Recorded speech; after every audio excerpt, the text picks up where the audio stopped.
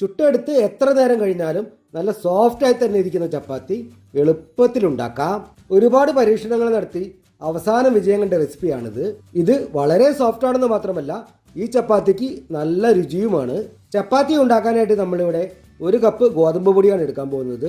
കപ്പിന് പകരം ഒരു ഗ്ലാസ്സിൽ അളന്നെടുത്താലും മതിയാകും. മാവ് പാത്രത്തിൽ നിന്ന് ഇതുപോലെ കോരിയെടുക്കരുത്. അങ്ങനെ ചെയ്താൽ അളവിൽ വ്യത്യാസം വരും. അതിനു പകരം കപ്പിലേക്ക് മാവ് ഇതുപോലെ കോരിയിടുകയാണ് വേണ്ടത്. കോരിയിടുമ്പോൾ ഇടയ്ക്ക് തട്ടി കൊടുക്കണം. മാവ് കുഴച്ചെടുക്കാനുള്ള വെള്ളത്തിന്റെ അളവ് കൃത്യമാവാൻ വേണ്ടിയാണ് നമ്മൾ ഇങ്ങനെയെല്ലാം ചെയ്യുന്നത് കേട്ടോ.